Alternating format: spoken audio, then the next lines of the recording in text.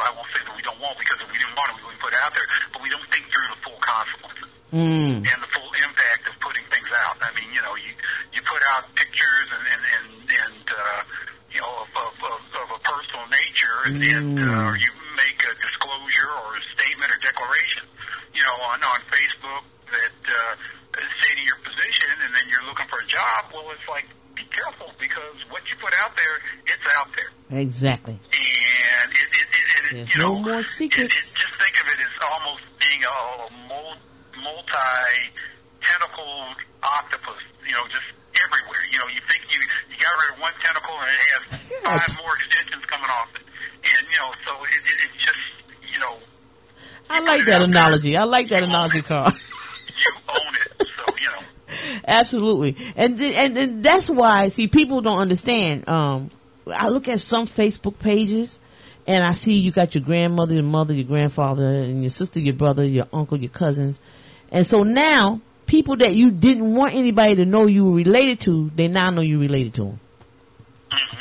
You know, I mean, the tracking has gotten crazy. Now Google has started their own social media page. Have you noticed that? I haven't been on it, no. Oh my goodness. Google now, if you have a Gmail account, ladies and gentlemen, Google now has a social media account, which goes into, you know, your email address. All right. So now they know who you send your emails to, business. Now you separate them. Like when I send you email, Karl, you know, because we do business sometime, I have to label you as a friend or an acquaintance or a business person before I even send you the email. Yes. Wow. Yes. Wow. So that's well, how you know, serious it's gotten. It really is something.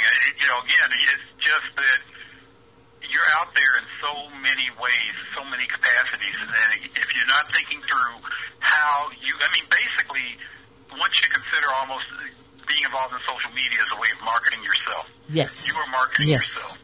So if you know, sit up there and you post things and every other word, you know, you're cursing or you're doing this, you know, yes. You're unleashing all sort of details, and what you thought may have been just a small, you know, just something that you want to put out there with a small circle of friends can be just basically sent out everywhere. Yes. And it can come back and bite you. Absolutely. Absolutely. And that's why they say if you're going to market yourself and you're going to use your personal name, I don't use my personal name. You notice that, right? I mean, people who know me as Yolanda Roberts.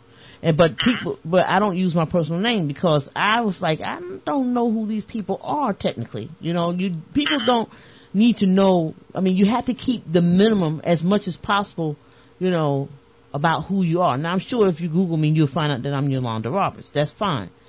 But my thing is, you know, I just don't use my personal name. Everybody know me as Power Edge.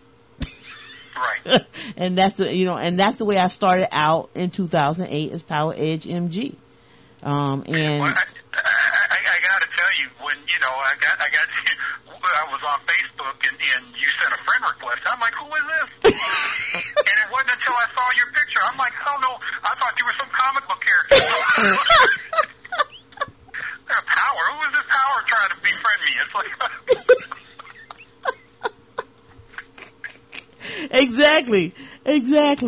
Exactly. You know, so I mean that's how, you know, but now I put my picture up so everybody can see who I am. I've been on there so long now that people recognize who I am. Like yesterday, Clyde and I was talking, and it's been 6 years. Him and I befriended each other when I first got on Facebook. So it's been 6 years that we've known each other. Well, the first couple of years we were friends on Facebook, and then now we became friends off of Facebook. So once again, I'm letting everybody know that there's a possibility to connect with people, and you have genuine friends that come of it, you know. And then there's a way that you can reconnect with people. Because Karl, we stayed out we lost contact for a while. Yeah, probably what? I'm guessing maybe 13 years. Yeah, about 13 years. About 13, 14 years. Yeah. And then I connected with you back on Facebook after you figured out who I was. And Facebook is a wonderful thing. wrong. I love Facebook. Oh yeah. The only reason I got on Facebook was basically was my class reunion, and folks were using Facebook as a means of communicating information, and so I reconnected with folks from high school that I had not seen in 10, 15 years. Right. So it's great, and when to reestablish friendships and whatnot, it's great, and we use it to debate political issues and whatnot, and but again, it's a wonderful thing, but you just have to use it responsibly. You got to be responsible. And most of the time, again, why I'm trying to monitor and make sure my kids aren't on it because they're not there yet. You know what? President Barack Obama said the same thing about his oldest daughter, that she wasn't ready for Facebook right now. There's just some uncomfortableness about it that, children should be of a certain age before they actually have a Facebook account. And I agree. And I'm going to tell you why, because I have a Power Edge marketing group, which is the parent company to my PEMG radio. And a couple of weeks ago, I was just getting subscribers, one after another. And it was because I had posted a famous kid singer, Jaden Smith, came out with a new song with his siblings. And I was just getting hit. And I didn't realize, who am I all of a sudden getting hit from? And I went and I looked, because you have a way of looking at your subscribers. And what I did not do, and what I suggest that people do, and I'm going to tell you why. I had not put an age on who I wanted my subscribers to be. Right. And so it was like from 0 to 100,000, and I was getting kids because of what I was posting about Jaden Smith. And I you know what? I apologize to my subscribers, but I changed the age because Facebook has been too delicate of an issue when it comes to kids. And I didn't want to post something or say something that would affect the child's thinking, which can be anything. And then, the FBI come knocking on my door saying you posted da-da-da and some child jumped off a bridge. I didn't want to do that, So I changed I changed the age group because, you have to be careful who you are talking to on Facebook. And so if you have like 1 million subscribers all of a sudden, check the age group on your subscribers to make sure they're not young children. And then you know what? Shame on the parents who are allowing their young kids to have a Facebook page. That is ridiculous. It is. It's such a powerful tool because it connects you to the world. Yes. And the world is a scary place. I'm telling you. There's so much out there. There's so many beautiful things. It's out there and wonderful things, but there's also a lot of dangerous things. Yes. And things that you need to be at least aware of, experienced enough, and aware of in order to be able to deal with. Absolutely, because there's some characters that come on my Facebook that scare me. I be like, wow, who is this person? Like in the last couple months, I had someone come from another country on my Facebook, and somehow he was in my system, however he got in there, and he was just doing everything. And actually, guys, when that happens, if you send a letter to the support group with Facebook, they will track the person down and eliminate them. So don't delete your page or, try to, just send a letter to Facebook. They'll probably ask you to do a picture, take a picture of your Facebook and the person that you think it is. And it was 2 people actually, Karl, and they were in there just having fun. And it wasn't that they were really derogatory, but sometimes they would say things that was like non-political or could get me in trouble, with the United States of America. And I was like, okay, now we got too far. So I had to have them eliminated off of Facebook. Not kill, guys, but off of Facebook. You had them eliminated. I was wondering. Karl, we got Thanksgiving coming up. We got Christmas right around the corner. Oh, my God. Heart be still. That's money. And the end of the year, 2012, is done. Technically done. What are you doing, Karl? What is going to happen with Karl Doss?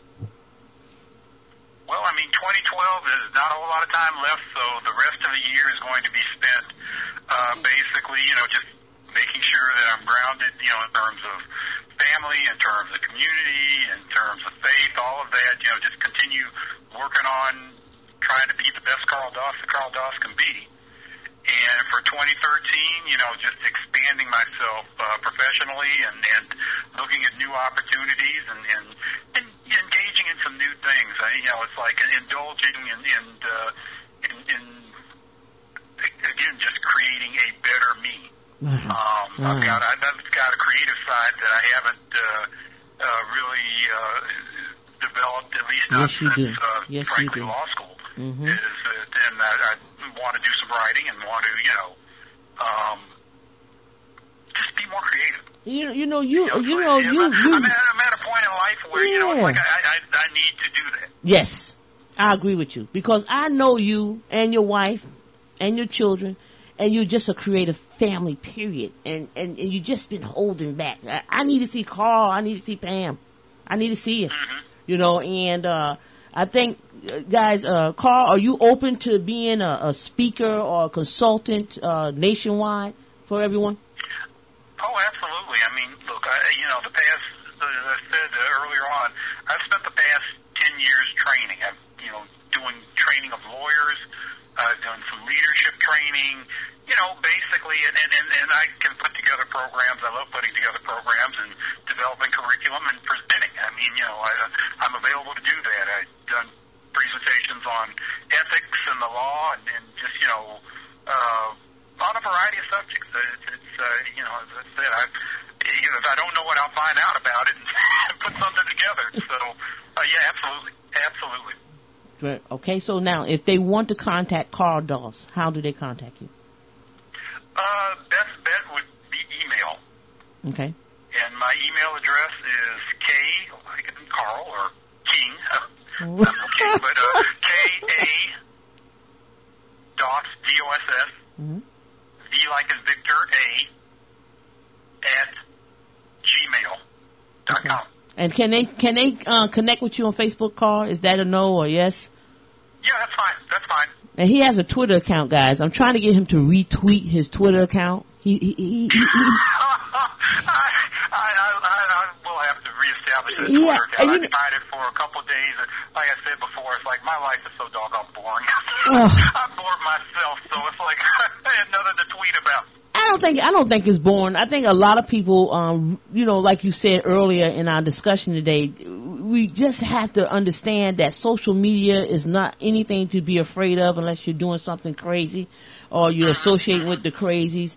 But if we all connect on a professional level and even on a friendship level, as long as it's in control, that it can be a really great tool for everyone. And that's something that we really need to strive to the listeners and to people who are looking to do something as an entrepreneur. And we discussed that earlier this week, too. And, Karl, listen, football season. Who's going to the playoffs? Who's going to win the Super Bowl? Football season, okay. First of all, I'll add this disclaimer right now. I have split allegiances. I am a Minnesota Viking fan and a New Orleans Saints fan. That's because basically I spent good parts of my life in both Louisiana and Minnesota, so and I don't think either one of them is necessarily going anywhere, much to my chagrin. Super Bowl, it's going to be the Houston Texans and the Green Bay Packers. Are you kidding me? Yep. Are you kidding me? You don't want that crazy. I'm going to write that down. The Houston Texans and the Green Bay Packers. I think that Houston, I think Houston is almost a certain thing as far as the AFC is concerned. Baltimore was the team that I wanted to go, but their defense is hard, and Flacco's just too unpredictable and inconsistent.